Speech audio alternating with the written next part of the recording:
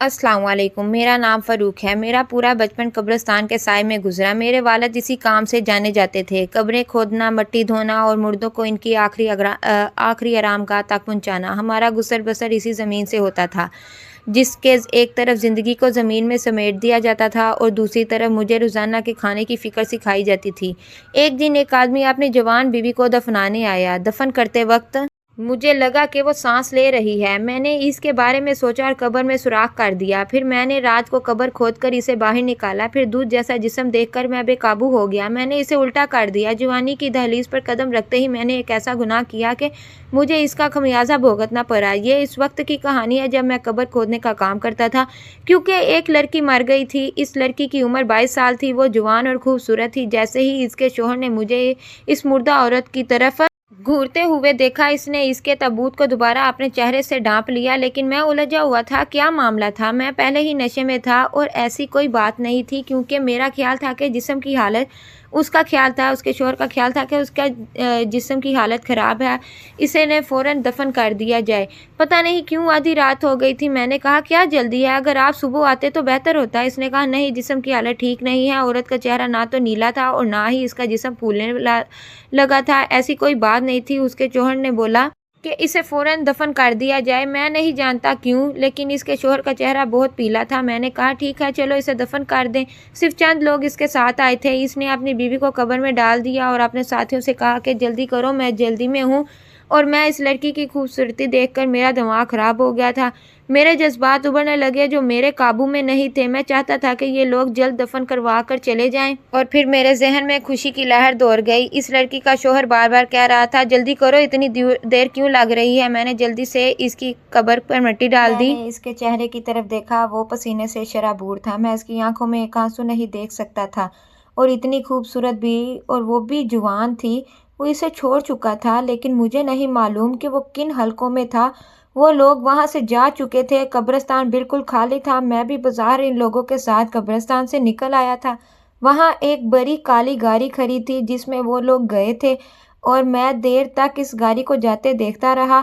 جیسے ہی وہ گاڑی میری آنکھوں کے سامنے سے گئی، پھر میرے چہرے پر شیطانی مسکراہٹ نمودار ہونے لگی۔ ان باتوں سے مجھے کوئی فرق نہیں پڑا۔ جہاں میں اس وقت کھڑا ہوں، میری آنکھوں کے سامنے اس لڑکی کا خوبصورت چہرہ گھومنے لگا تھا۔ وہ بہت خوبصورت تھی۔ میں نے اپنے ہونٹ کاٹے، آنکھیں بند کی اور گہری سانسیں لینے لگا۔ میرا گلا پہلے ہی بہت کھلا ہوا تھا۔ میرا پورا وجود پسینے سے شرابور تھا۔ میں اپنے سینے پر ہاتھ پھیرنے لگا اور اس لڑکی کے بارے میں سوچنے لگا۔ اس کے خوبصورت چہرے کو دیکھ کر مجھے متلی ہونے لگی۔ کتوں کے بھونکنے کی آواز پر میں چونک گیا۔ پھر میں نے قبرستان میں دیکھا جہاں بالکل اندھیرا تھا، جس کے شروع میں ایک پیلے رنگ کا بلب چل رہا تھا۔ میں نے ادھر ادھر دیکھا تو وہاں میرے سوا کوئی نہیں تھا۔ میں تیزی سے چل رہا تھا۔ میں قبر پر واپس آیا اور مٹی ہٹانا شروع کر دی۔ تھوڑی دیر بعد وہ لڑکی میرے سامنے تابوت میں پڑی تھی۔ اسے دیکھ کر مجھے لگا جیسے میری خوشی کا امتحان لیا جا رہا ہے۔ سب سے پہلے میں نے اپنے چھوٹے موبائل کی روشنی اس کے چہرے پر ڈالی۔ اتنی خوبصورت لڑکی، قسم کھاتا ہوں رات رنگین ہونے والی تھی۔ میں نے اسے قبر سے نکالا اور دوبارہ قبر پر مٹی ڈال دی جیسے اس میں ابھی تک کوئی میت دفن ہے۔ میں نے اس لڑکی کو تابوت کے ساتھ اٹھایا اور اسے قبرستان کے کونے میں درخت کے نیچے لے آیا، جہاں دیوار کے کنارے سے کوئی مجھے دیکھ نہیں سکتا تھا۔ میں نے ایک موم بتی جلائی اور اسے ایک طرف رکھ دیا اور اس لڑکی کے چہرے سے تابوت ہٹا دیا۔ میں اسے دیکھنے لگا۔ بہت خوبصورت چہرہ تھا۔ اس وقت اس کا دودھیا رنگ چمک رہا تھا۔ اس کے بعد میں خود پر قابو نہ رکھ سکا۔ جیسے ہی میں نے تابوت ہٹایا، میں نے اس لڑکی کا حسن دیکھا تو میں نے سوچا مجھے اس لڑکی کو گلے لگا لینا چاہیے۔ میں تھوڑی دیر بعد اس لڑکی کے ساتھ کیا کرنے جا رہا تھا، وہ لڑکی جیتے جی سوچ بھی نہیں سکتی تھی کہ مرنے کے بعد میں اس کے ساتھ یہ سب کروں گا، اور میں نے اسے اپنے سینے سے لگا لیا۔ تب میں نے اچانک اس کا ہاتھ اپنی کمر پر محسوس کیا۔ میرے دماغ سے باہر تھا، کیونکہ کسی اور نے نہیں کیا۔ در حقیقت مردہ لڑکی نے میرا ہاتھ تھام لیا۔ جب میں نے خود کو اس سے نکالنے کی کوشش کی تو میں چیخ پڑا، لیکن وہ لڑکی میری تھی۔ میرے چہرے پر داڑھی دیکھ کر قبرستان آنے والے لوگوں کو ایسا لگا جیسے میں کوئی شریف آدمی ہوں۔ میں نے بھی سر پر ٹوپی پہن لی۔ یہاں مجھ سے زیادہ شریف اور پرہیزگار ہے۔ دوسرا، مجھے گورگن نہیں سمجھا جاتا تھا کیونکہ میں مسجد میں 5 نمازیں پڑھاتا تھا۔ لوگ مجھے متقی سمجھتے تھے، اسی لیے وہ اکثر مجھے اپنی عورتوں کو دفنانے کے لیے چنتے تھے۔ یہ جان کر میں کس قسم کا ارادہ رکھتا ہوں یہ جانے بنا، جیسے ہی میں کسی عورت کو قبر میں دفن کرتا، میں وہاں سے کفن اٹھا کر اسے دیکھتا، لڑکی خوبصورت اور جوان ہوتی، پھٹ جاتا۔ لوگ مجھے متقی سمجھتے تھے اور مجھ پر بھروسہ کرتے تھے، لیکن جس طرح میں نے ان مردہ لڑکیوں کے ساتھ اپنی راتیں رنگین کی ہیں، اگر ان کو معلوم ہوتا تو وہ اپنی بہن بیٹیوں کو اس قبرستان میں دفن کرنا چھوڑ دیتے۔ میرے والد بہت متقی اور شریف آدمی تھے، لیکن ہم بہت غریب تھے۔ چھوٹی عمر میں میری کمپنی مجھ سے بڑے لڑکوں کے ساتھ تھی، کیونکہ میرے والد نے مجھے پہلے فیکٹری بھیجنا شروع کیا تھا۔ جب وہاں کے سارے لڑکے کام سے فارغ ہوتے تو ہم مل کر باتیں کرتے۔ پہلے تو مجھے اس کی باتیں سن کر شرم آتی تھی، کیونکہ ان کا پسندیدہ موضوع شوہر اور بیوی کی دیواروں کے پیچھے ہمیں موجودہ رشتے کو کھول کر اس کا اظہار کرنا تھا۔ ہم جس علاقے میں رہتے تھے وہ ایک ویرانہ علاقہ تھا۔ چھوٹے چھوٹے گھر اور کمروں کی کھڑکیاں گھر کے باہر کھلی ہوئی تھیں۔ اکثر لکڑی کے گھروں کی کھڑکیوں کو سوراخ کے ساتھ بنایا جاتا تھا۔ جب بھی کسی لڑکے کی شادی ہوتی، اس رات گلی کے آوارہ لڑکے آدھی رات کو اس کھڑکی کے پیچھے گھومتے نظر آتے، اور جیسے ہی گلی میں خاموشی چھا جاتی وہ دیکھتے کہ کھڑکی کے اس پار کیا ہو رہا ہے، اور وہ لطف اندوز ہوں گے۔ وہ لڑکوں کے سامنے سب بتا دیتے۔ میں چھوٹی عمر میں تھا، اسی لیے پہلے تو میں ایسی باتیں سن کر ڈر جاتا تھا، لیکن پھر مجھے ایسے جذبات ہونے لگے کہ ایک دفعہ ہمارے محلے میں کسی کی شادی ہو گئی۔ چنانچہ میں رات کو اپنے گھر سے نکلا اور اس کھڑکی کے سامنے کھڑا ہو گیا۔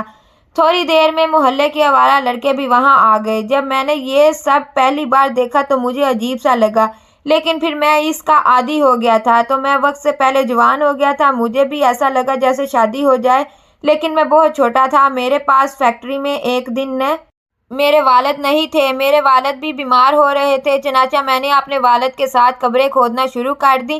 بچپن سے ابا کے ساتھ کئی بار قبرستان گیا تھا، تو میں بھی قبرستان کے سے ڈرتا تھا۔ جب میں 20 سال کا تھا تو میں نے اپنی والدہ سے شادی کی بات کی تو میری ماں نے کہا صرف 2 کمرے ہیں، ہم سب گھر کے ایک کمرے میں رہتے ہیں اور دوسرا کمرہ تمہارے بھائی اور بھابھی کا ہے۔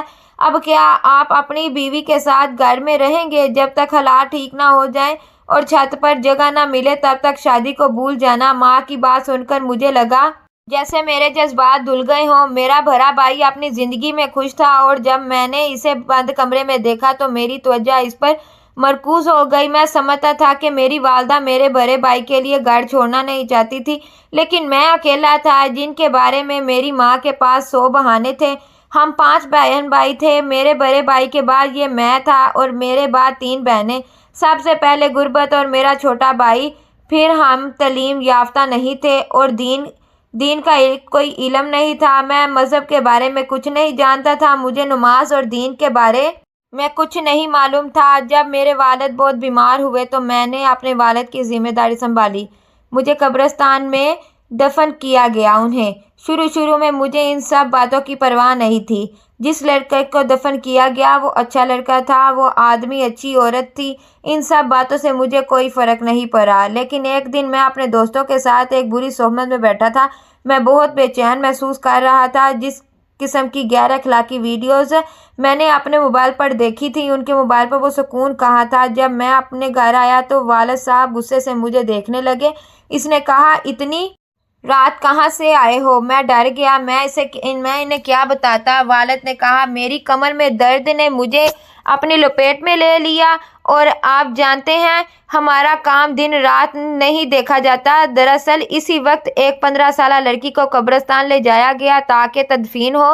والد صاحب نے فوراً مجھے قبرستان بھیج دیا۔ سننے میں آیا کہ اس لڑکی کے میٹرک میں نمبر کم تھے، حالانکہ یہ بورڈ کی غلطی تھی۔ بچوں کی بہت تذلیل کی گئی تو اس لڑکی نے پنکھے سے لٹک کر اپنی جان دے دی۔ پہلے تو مجھے اس کے لیے بہت افسوس ہوا، لیکن جب میں نے اس کی لاش کو دفنانا شروع کیا تو پتہ نہیں کیوں میرے جسم میں کرنٹ دوڑ گیا۔ میں نے اسے قبر میں دفن کر دیا تھا، سب واپس جا چکے تھے۔ اس رات میں گھر نہیں گیا، میں قبرستان کے کونے میں کمرے میں بیٹھ گیا۔ جب چاروں طرف خاموشی چھا گئی تو ایک عجیب سی کیفیت نے مجھے گھیر لیا۔ بار بار وہ خوبصورت لڑکی میری آنکھوں کے سامنے آنے لگی۔ میں چونک گیا کہ وہ مردہ لڑکی ہے، لیکن میرا دل گناہ کے لیے ناراض ہونے لگا۔ میں صرف ایک بار اس لڑکی کو دیکھنا چاہتا تھا، اسے چھونا چاہتا تھا تو میں نے پہلے کبھی کسی لڑکی کو ہاتھ نہیں لگایا تھا۔ یہ پہلا موقع تھا کہ میں نے ایک مردہ لڑکی کو دفن کیا تھا۔ میرے دل نے مجھ سے گناہ کا ارتکاب کیا تھا اور پھر گویا میں گناہ کا عادی ہو گیا۔ وہ لڑکی پہلی لڑکی تھی جسے میں نے قبر سے نکال کر اپنی ہوس کو مٹایا۔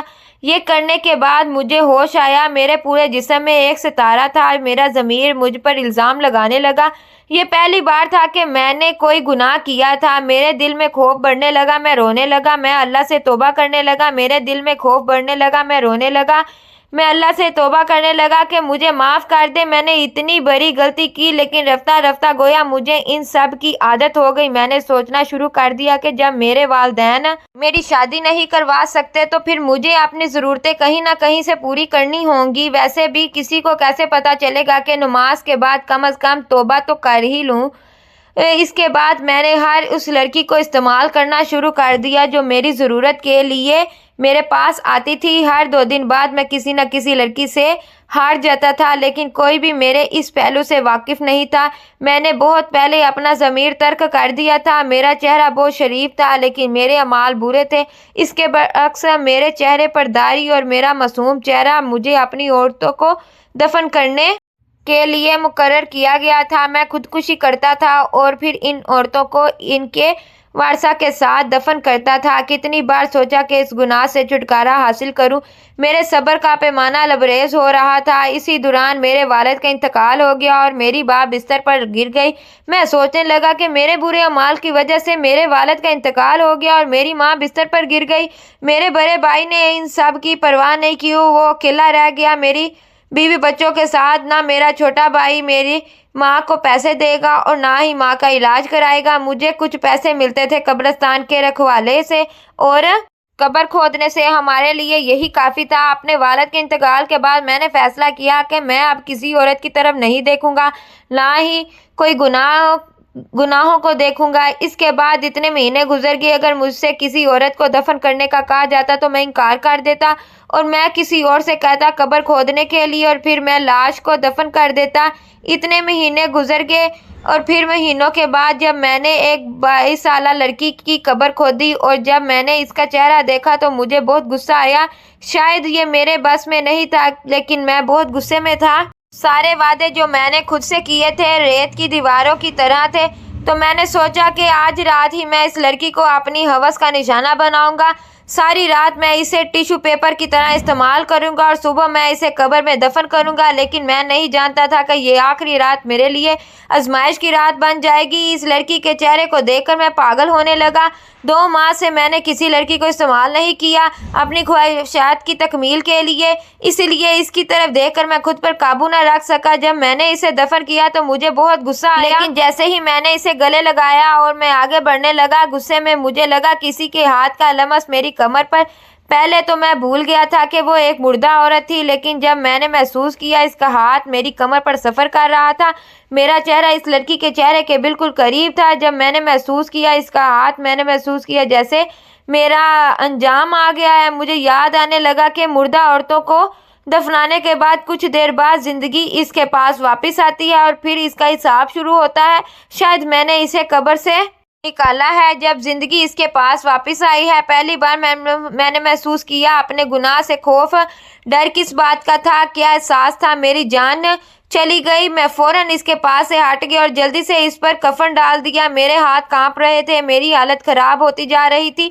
پہلی بار میں نے محسوس کیا ایک کپکپاہٹ۔ میں سوچ رہا تھا کہ کیسے قابو کروں میری بے ہوشی اور اس عورت کو قبر میں دفن کروں۔ جیسے ہی میں نے اس لڑکی کو اپنی گود میں لے لیا اور اسے قبر میں لے گیا اور اسے ایک طرف لٹا دیا اور کھودنے لگا مٹی اسے دفن کرنے کے لیے، میں نے اسے اس مٹی میں ڈال دیا اور اثرات کسی کے آنے کے نظر آنے لگے۔ قبر میں میرا خوف دوڑ گیا کیونکہ کچھ نوجوان آ رہے تھے قبر کی طرف۔ یہ دیکھ کر میرے ہوش اڑ گئے۔ میں سوچ بھی نہیں سکتا تھا کہ میں اس طرح پکڑا جا سکتا ہوں۔